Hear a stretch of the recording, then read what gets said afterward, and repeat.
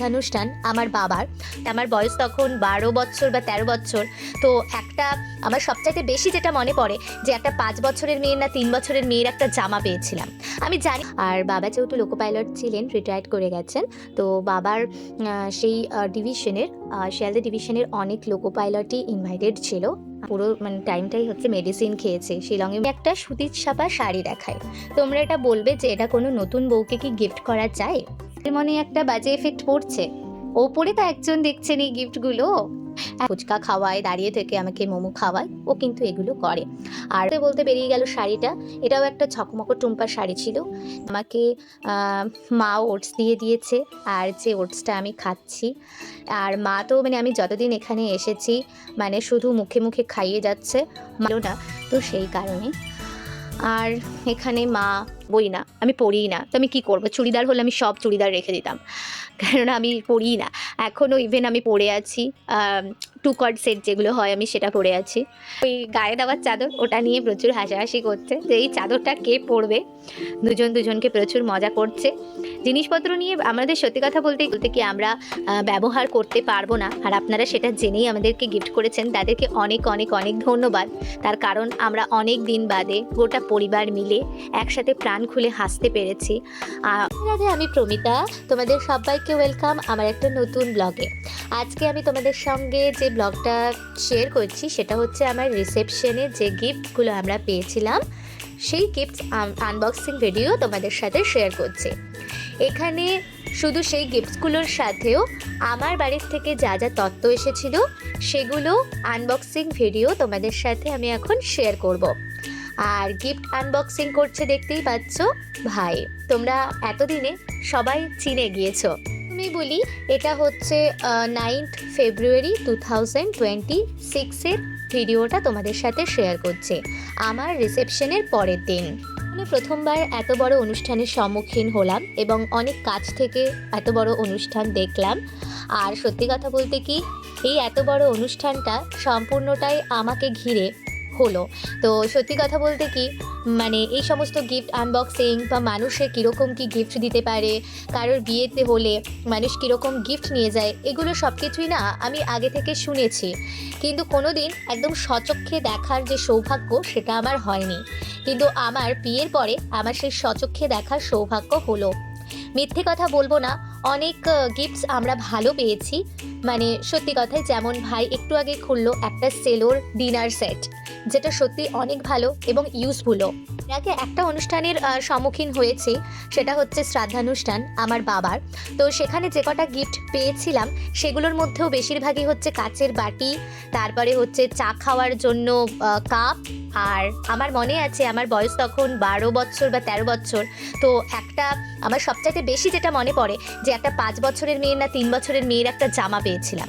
আমি জানি না সেই লোকটা বা সেই মানুষের পরিবারটা কি ভেবে সেই জামাটা দিয়েছিল, যে একটা অনুষ্ঠানে যেতে হবে, তাই জন্য কিছু একটা গিফট নিয়ে যেতে হবে, সেই জন্য চলো একটা গিফট নিয়ে যাই আর কি, সেই ভেবে এসেছিল হয়তো।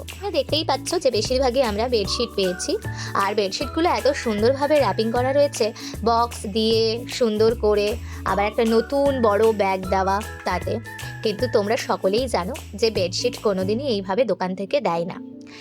মানুষজন এটা ভাবে যে একটা বিয়ের অনুষ্ঠানে যাচ্ছি, একটা গিফট প্রোভাইড তাদেরকে করতেই হবে, চলো একটা যে কোনো জিনিস নিয়ে নিই এবং সেটাকে এত সুন্দরভাবে র্যাপিং করব এবং তাদেরকে দিয়ে দেব। এসেও বসে গেছে। তো আমাদের যেহেতু 10 তারিখে ফ্লাইট ছিল শিলং যাবার জন্য, তো সেই জন্য আমরা 9 তারিখে গিফট আনবক্সিং করে নিয়েছি। অলরেডি তোমাদের সঙ্গে একটা ব্লগ আমি শেয়ার করেছি যে বিয়ের পরের দিন রিসেপশনের পরের দিন আমরা 3 জন মিলে ঘুরতে গেছি। তো তারপরে আমরা ঘুরে টুরে এসে আমরা গিফট আনবক্সিং স্টার্ট করেছিলাম। সেই রিসেপশনে 450 লোক মতো ইনভাইট করেছিলেন, তার মধ্যে 400+ লোক আমাদের অনুষ্ঠানটা অ্যাটেন্ড করেছিল। আর বাবা যেহেতু লোকো পাইলট ছিলেন, রিটায়ার্ড করে গেছেন, তো বাবার সেই ডিভিশনের শিয়ালদা ডিভিশনের অনেক লোকো পাইলটই ইনভাইটেড ছিল আমাদের রিসেপশনে। তো তারা সকলেই ক্যাশ অ্যামাউন্ট গিফট হিসেবে দিয়েছিলেন, আর একটা ফ্লাওয়ারের বুকে দিয়েছিলেন। আর তাছাড়া আমাদের যারা ক্লোজ রিলেটিভস ছিল মানে শ্বশুর বাড়িতে, তারা সকলেই আমাদেরকে ক্যাশ গিফট হিসেবে দিয়েছিলেন। আমার রিসেপশনের পরপরই প্রচণ্ড ঠান্ডা লাগা স্টার্ট হয়ে গেছিলো, জ্বর এসেছিল, সর্দি কাশি, আমি মানে কি বলবো আমার ভয়েসও চেঞ্জ হয়ে গেছিলো। ইভেন আমি বুঝতে পারছিলাম না যে আমি তারপরের দিন কিভাবে শিলংয়ে যাব আবার সেই ঠান্ডার জায়গা। বাট আমি তো পুরো মানে টাইমটাই হচ্ছে মেডিসিন খেয়েছি, শিলংয়ে মেডিসিন খেয়েছি। আর এখানে দেখতেই পাচ্ছ তোমরা একটা হটপট, যেটা ভি গোল্ডের বলে একটা হটপট, কিন্তু এই হটপটের গল্পটা শুনবে। এর একটা হচ্ছে মানে যে ঢাকনাটা রয়েছে সেটা হচ্ছে ফাটা, মানে যে গিফটটা করেছে তার এটা মনে হয়েছে যে এটা তো আর ইউজ হবে না আমাদের, তাহলে চলো যখন একটা বিয়ের অনুষ্ঠান এসেছে আমরা গিয়ে তাদেরকে এটা গিফটস করে দিই, তাহলে গিফটস করাও হয়ে গেল, আবার যেটা আমাদের ইউজ হবে না সেটা দেওয়াও হয়ে গেল। কিন্তু সে একবারও ভাবলো না যে এটা যাদেরকে গিফট করছি তারাও কিন্তু ইউজ করতে পারবে না। গিফট হিসেবে অনেক শাড়িও পেয়েছিলাম, কিন্তু আমি সব ধরনের শাড়ি পরি না, সবাই তো সব রকম শাড়ি পছন্দ করে না, তো আমিও এরকম চুমকি লাগা ঝকমারি শাড়ি টাড়ি আমার পছন্দ হয় না। আমি একটু সিম্পলি সোবার শাড়ি পরতেই বেশি ভালোবাসি। যেমন এই শাড়িটা প্রচণ্ডই সিম্পলি এবং শাড়িটা অনেকটা সুন্দর দেখতে, এই টাইপের শাড়িগুলো ঠিক আছে, বাট একদম ঝকমকো টুম্পা শাড়ি আমি পরি না। শাড়ির কালারটা অনেক সুন্দর, তোমরা কমেন্টে জানিও তো যে এই শাড়িটা কীরকম দেখতে। আর ভাই এটা ওপেন করছে, ও তো চাতার মাথা কিছু বুঝছে না শাড়িটার, শুধু একটা করে ওপেন করছে আর বলছে এই শাড়িটা ভালো না বলো। আমি বলছি হ্যাঁ ভালো, ও একটা করে শাড়ি ওপেন করছে আর আমাকে জিজ্ঞাসা করছে এই শাড়িটা ভালো না বলো। তো যাই হোক, আমরা গিফট আনবক্সিং করতে করতে এত মজা করেছি। তো এখানে আবার বলতে বলতে একটা বেডশিট পেয়ে গেছি। আমি যে পরিমাণের বেডশিট পেয়েছি তোমরা বিলিভ করতে পারবে না, আমাকে বোধহয় মানে কি বলবো, আমাকে বোধহয় মানে 3-4 বছর বেডশিটই কিনতে হবে না, যেহেতু আমার শ্বশুরবাড়িতে অনেকগুলো ঘর আর প্রত্যেক ঘরেই মানে হচ্ছে খাট রয়েছে 6-7। তো আমি যা বেডশিট পেয়েছি সব রুমে ইউজ করেও আমি এটাকে মনে হয় 2-3 বছর চালিয়ে নিতে পারবো, আমি এত বেডশিট পেয়েছি বাপরে বাপ। একটা শার্ট পেয়েছিলাম গিফটে, তো শার্টটার কালার ছিল সিম্পল একদম লাইট কালারে, আর বাবা এই লাইট কালারগুলো ইউজ করে, বাবা যেহেতু সৎসঙ্গ করেন, বাবা ঋত্বিক, তো সেই জন্য মাকে বললাম যে শার্টটা ভালো, তো বাবাই এটা ইউজ করতে পারবেন। শাড়িটা দেখছো এই টাইপের শাড়ি কিন্তু বেশি পেয়েছি, আর এই ধরনের শাড়ি আমি পরি না। আমি বেশিরভাগ যে শাড়িগুলো পরি সেটা হচ্ছে হ্যান্ডলুমের মধ্যে, নইলে পরি হচ্ছে ওই মানে যেটা হচ্ছে আমার স্কিন ফ্রেন্ডলি, আমি সেই সমস্ত শাড়ি পরি। আর এগুলো গরমকালে কেউ যদি পরে তাহলে তো আমার মনে হয় তার গল্প শেষ। আর আমি অনেকগুলোই শাড়ি পেয়েছিলাম, তার সঙ্গে পেয়েছিলাম বেডশিট। আমি একটাও শাড়ি রাখিনি, মাও যেহেতু এই টাইপের শাড়িগুলো পরেন না, আর আমিও শাড়ি যেহেতু বেশি পরি না, চুড়িদার কুর্তি এগুলো বেশি পরি, সেজন্য আমি একটাও শাড়ি রাখিনি। তো আর হচ্ছে একটা ঘড়ি পেয়েছিলাম, ঘড়িটা সোনাটা ছিল এবং সিম্পলি বেল্টের মধ্যে ছিল, তো এটাও মানে আমার হাজব্যান্ড বললো আমি এটা পরবো না, তো যাই হোক সেই জন্য এটা বাবার জন্য রাখা হলো।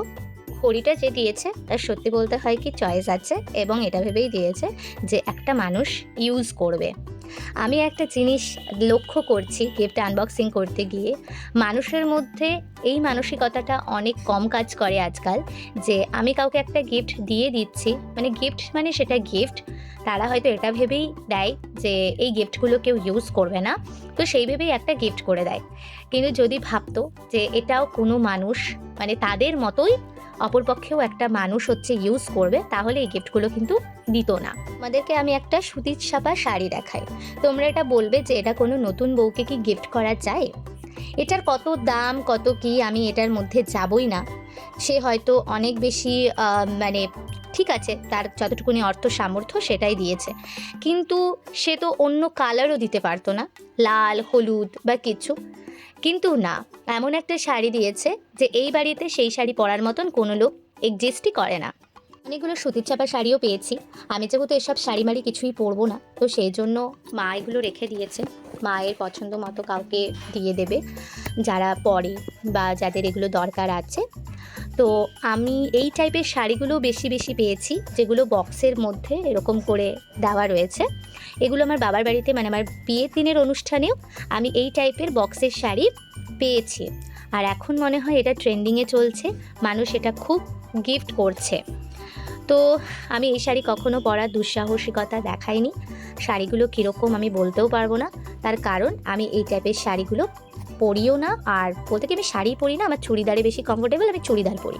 এই যে আরেকটা শাড়ি মা দেখছেন, হলুদ আর হচ্ছে গোলাপিতে, ওই শাড়িটা তো আমি জানি না, যিনি গিফট করেছেন তিনিও হয়তো এই টাইপের শাড়িগুলোই পরেন, ওই জন্য ওগুলো সেই একবার কেচে তারপরে ডবল করে বিক্রি হয় ওই টাইপের শাড়ি। আমাকে শাড়ি, জুয়েলারি এগুলো সম্পর্কে মানে চেনাতে হবে না, এগুলো আমি অনেক ভালো বুঝি। আমি শুধু জিনিসটা দেখেই বলে দিতে পারবো যে জিনিসটা কীরকম কী। আর একটা গিফট পেয়েছিলাম, মানে যেটা আমার অনেক অনেক সুন্দর লেগেছে। গিফট মানে গিফট হয়, সেখানে কত টাকার বা কি কত দামি এটা কিন্তু ম্যাটার করে না। গিফট হয় যে সেটা কত সুন্দর, সে কতটা ভালোবেসে গিফটটা করেছে, সেটার উপরেই কিন্তু গিফট। এইটা যেমন অনেক দামি নয়, কিন্তু যে পারসেপশনটা, যেটা উনি ভেবেছেন, যেটা ভেবে আমাদের এই গিফটটা করেছেন, এটার যে মানে তার কাছে যে আমরা কতটা গুরুত্বপূর্ণ সেটা বোঝা যাচ্ছে।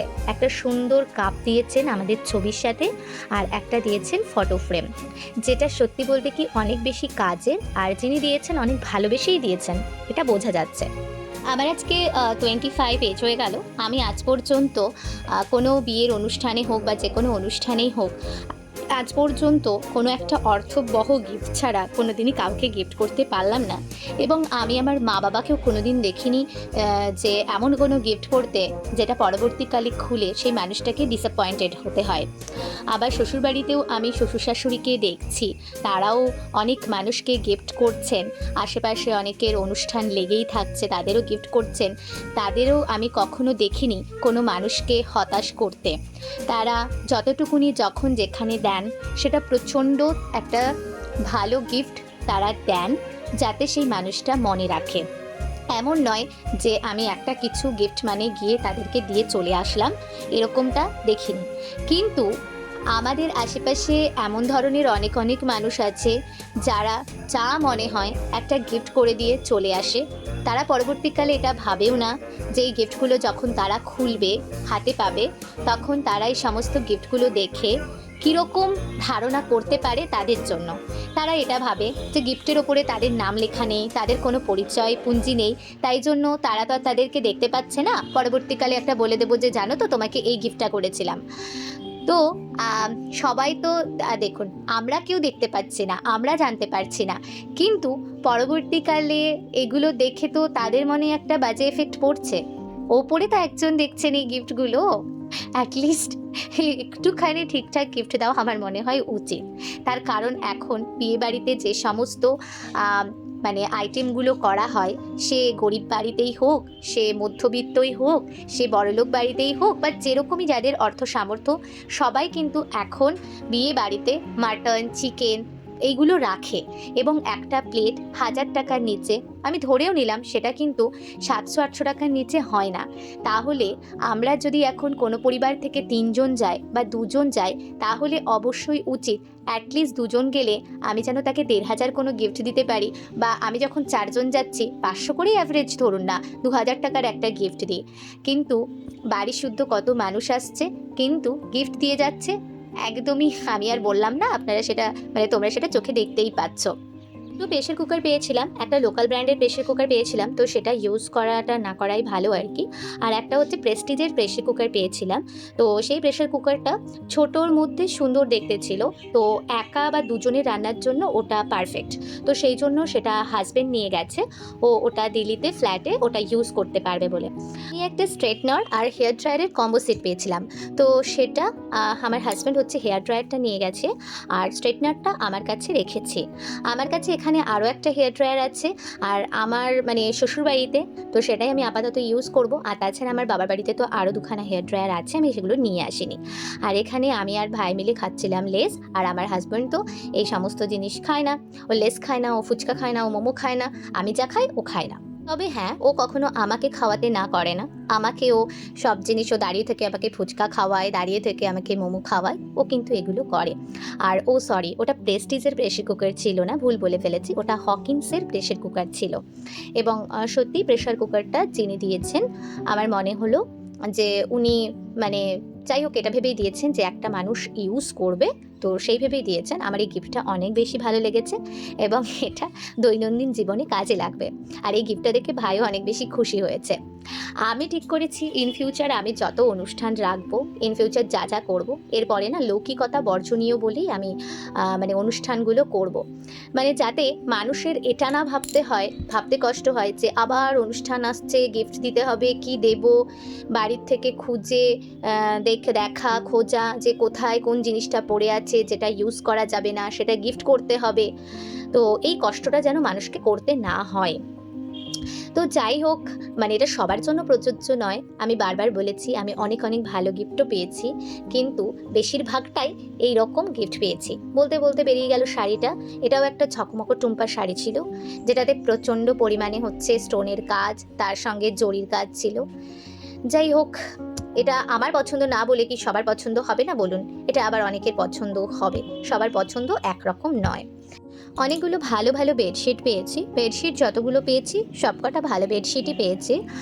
আর তার মধ্যে অনেকগুলো বেডশিটের সাথে পিলো কভার সেট আছে, আর অনেকগুলো নেই, এমনি সিঙ্গেল বেডশিট, বাট সেগুলো অনেক বেশি ইউজফুল।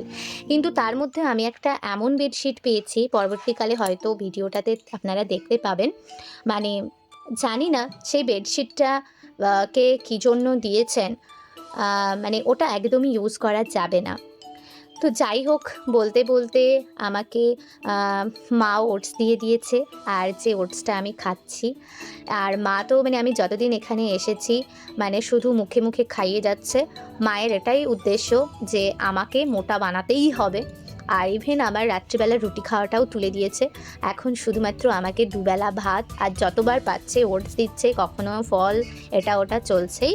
মা বাবার একটাই উদ্দেশ্য, তোমাকে মোটা বানাবো। তো যাই হোক, দেখি আমি কত দিনে মোটা হই। তোমরা তো দেখতেই পাবে যে আমি এখন কত রোগা আছি। আর ডিনার সেট আমি অনেকগুলো পেয়েছি, অনেক ভালো ভালো ডিনার সেট পেয়েছি। লাড়ার পেয়েছি, তারপরে তোমার সেলোর পেয়েছি, হ্যাঁ বোরোসিলির পেয়েছি। তো অনেকগুলো ডিনার সেট আমি পেয়েছি, আর যেগুলো অনেক অনেক বেশি ইউজফুল আর কি। আমাদের এই গিফট আনবক্সিংয়ের পরের দিনই আমাদের শিলং যাওয়ার ছিল। আর 9:20 কি 9:30টার সময় আমাদের ফ্লাইট ছিল কলকাতা এয়ারপোর্ট থেকে শিলংয়ে। তো আমরা বোধহয় 2 থেকে 3 ঘন্টায় রেস্ট নিতে পেরেছিলাম। তার কারণ এই গিফট আনবক্সিংয়ের পরেই আমাদেরকে লাগেজ গোছাতে হয়েছিল। তো সেই জন্য সব মিলিয়ে কাজ শেষ করে রেস্ট মাত্র 2-3 ঘন্টায় পেয়েছি। আর তারপরে সকালে উঠে আমরা বেরিয়ে গেছিলাম কলকাতা এয়ারপোর্টে, যেটা আমাদের বাড়ির থেকে, যেহেতু আমরা গাড়িতে গেছি বাড়ি, তো সেই জন্য আমাদের 15-20 মিনিটই লেগেছে। আর সকালবেলায় যেহেতু কোনো ট্রাফিক ছিল না, তো সেই কারণে। আর এখানে মা, আমি, আর একটা জিনিস কি হয়েছে, আমার না মানে ক্লিপ আনতে ভুলে গেছি বাড়ির থেকে। তো মায়ের কাছ থেকে আমি একটা চুলের ক্লিপ নিয়ে নিয়েছি, যেটাই এখন আমি ইউজ করছি। নইলে আমি গার্ডার ইউজ করছিলাম। আসলে বাড়ির থেকে বেরোনোর সময় আমার মনেই ছিল না যে আমি আমার চুলের ক্লিপ নিয়ে যাচ্ছি না। আমাকে আস্তে আস্তে সব জিনিসপত্র শিফট করতে হবে।